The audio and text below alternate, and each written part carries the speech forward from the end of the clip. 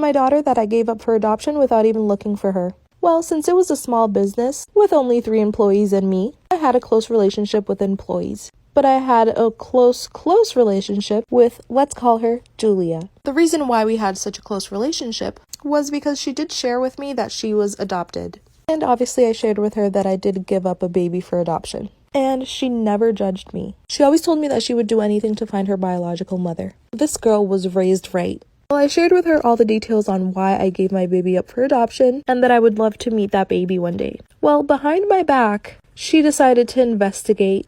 I don't know how, don't ask me.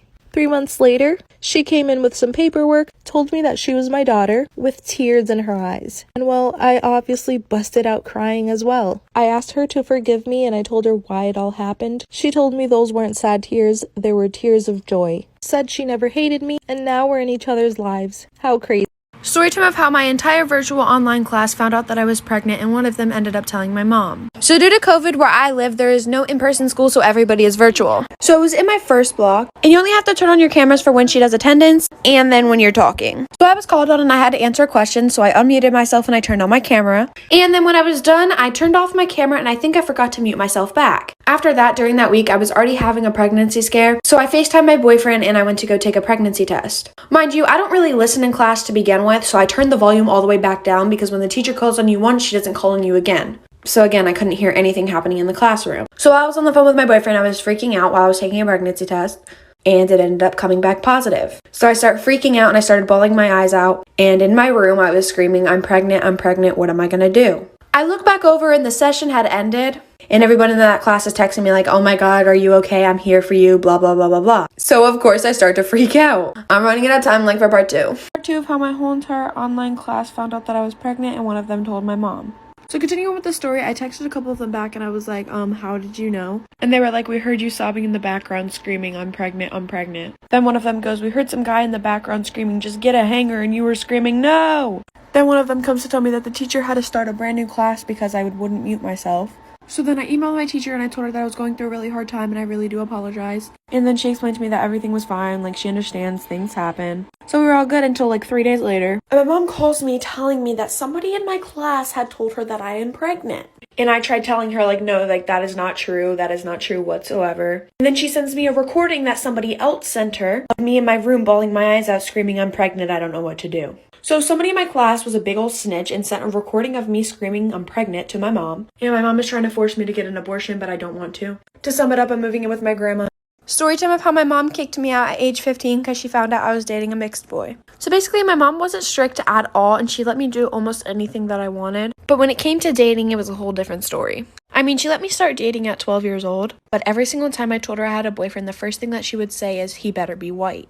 And she'd always say, if it ain't white, it ain't right. Mind you, my preference was mixed and dark-skinned boys. So of course, I'm going to go after to what I'm attracted to.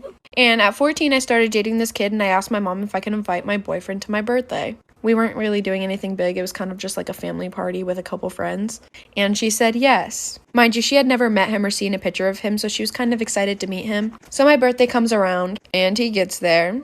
And as soon as he walked into the door, I gave him a big hug, and my mom turned around and gave me the most evil look ever. She pulled me aside, and her exact words were, is this a joke?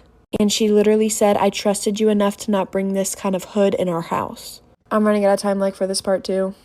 Part 2 of how my mom kicked me out at age 15 because she found out I was dating a mixed boy. Continuing with the story, after the party, I had asked him to stay for like an hour or 2 later. And afterwards, my mom was just being completely rude the entire time towards him. And right in front of him, she screamed at me and said, I don't want this type of black trash in my house. Please get it out. Mind you, I hate disrespecting my mom and I never talked back to her. But I yelled back at her and said that was the most disrespectful thing she could have ever said. And while all this is happening, he looks like he's about to bust into tears.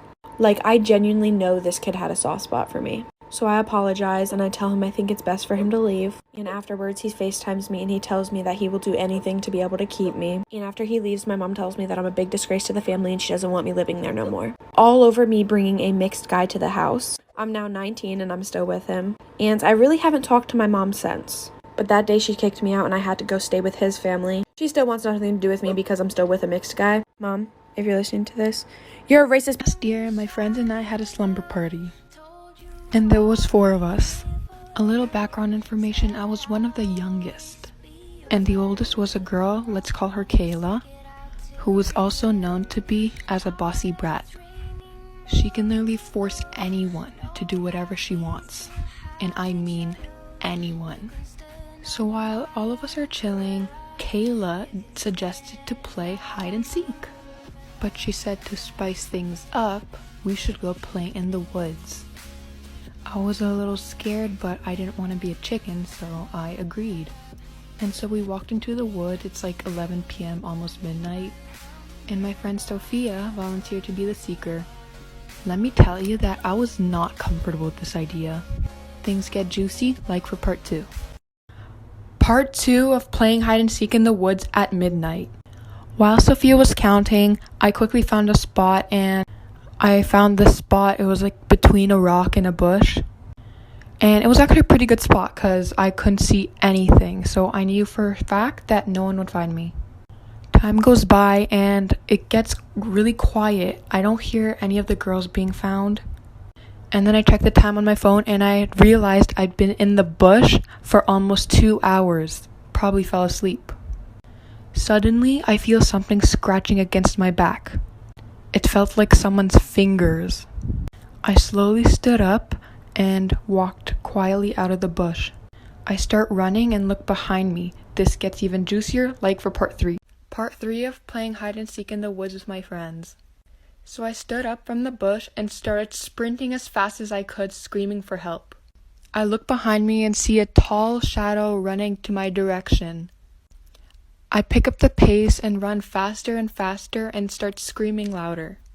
I knew no one would hear me though because I was pretty far from home and everyone was sleeping. Next thing I know, I tripped over a huge log and fell right on my face. I then wake up at the hospital, clueless of what had happened. I asked a doctor and she had said that I had been stabbed multiple times on the leg and all over the body. She said the guy who had did this to me has been wanted for a really long time by the police. And she also said that he had killed and raped many women and that I was really lucky to have survived. Story time about how a stranger wandered into my house and it led to something amazing. I woke up one night to someone ringing my doorbell over and over vigorously. I looked at the clock and I saw it was 3 in the morning. I went to the door and looked out of the peephole and saw a young woman outside on my porch. I opened the door and could immediately tell that she was intoxicated. She started explaining to me that she was at a bar down the street and lost her phone. That's when she asked if she could use mine and call someone for a ride home. It was freezing outside, so I reluctantly let her in. She asked me for water, so I led her to the kitchen. She proceeded to open my fridge and start eating my lunch meat and various other snacks. She then kicked off her heels and sat down at the table with a jar of pickles and started talking to me like she's known me for years. She told me her name was Krista and asked me how work was and what I was up to tomorrow. I reminded her that she needs to call someone to come pick her up and handed her my cell phone. She took the phone and FaceTimed her brother. She told him that she needs a ride but she has no idea where she's at and handed me the phone to talk to him. I told him the situation and gave him my address to come pick her up ASAP. A few seconds later, my doorbell began ringing again and someone started banging on my door. I went to the door and opened it to find a guy outside and he looked furious. This is when things got intense.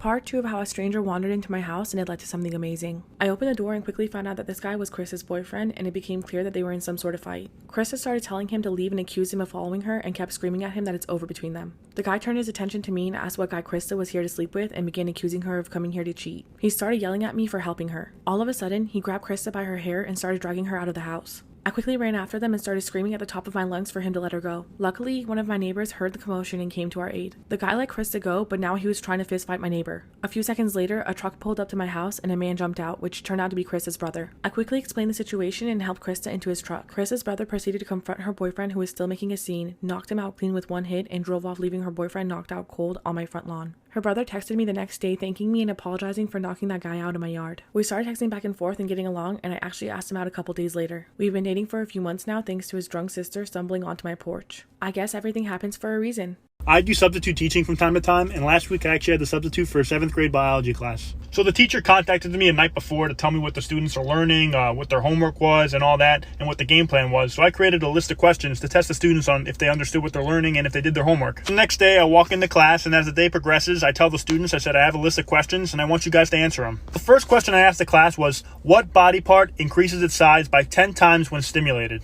Now, all of a sudden, this girl named Kate raises her hand and says, "You are the worst substitute teacher. How can you be asking a group of 7th graders that question? You are disgusting. I'm going to go home and tell my parents and you're going to get fired." So I ignore Kate completely, but she keeps going on about how disgusting of a question this is and this and that. But all of a sudden, this little kid named Billy raises his hand. So I go, "Billy, what part of the body increases 10 times when stimulated?" And he goes, "The pupil, sir." And I go, "Correct, Billy." So I decided to go back to Kate and I say, "Hey, Kate, I have 3 things to tell you. Number 1, you have a dirty mind. Number 2, you didn't do the homework on the eye. And number 3, you're going to be really disappointed in your life." Storytime about my roommate's crazy girlfriend. I'm a lesbian living with my good friend who's a guy. I own the apartment and rent out the room to him. A month ago, he met a girl online and they started dating. She's constantly at our place and I'll be honest, I don't like her. She's always been incredibly rude and standoffish towards me. I eventually learned that it's because she thought I had a thing for my roomie even after he told her I was gay, to which she replied that I don't look gay. A few weeks ago at a kickback at our place, I pulled her aside telling her that I really am gay and I hope that we could be friends. She seemed to take this very well and was overly friendly with me for the rest of the night. The next day, my roommate wanted to talk to me saying that his girlfriend feels uncomfortable around me after I drunkenly hit on her. What? I wasn't drunk at all and I'm not attracted to her whatsoever. I explained to my roommate what really happened and he was skeptical but took my word for it, chalking it up to a miscommunication. A week later, we had another kickback and his girlfriend was there, of course. I was cordial but stayed away so another miscommunication wouldn't happen. Towards the end of the night, another friend said to me, "Dude, what's going on? She's telling everyone that you've been hitting on her all night." I was pissed off and went up to her in front of everyone saying, "What the hell's going on? Why are you spewing lies about me hitting on you to all my friends?"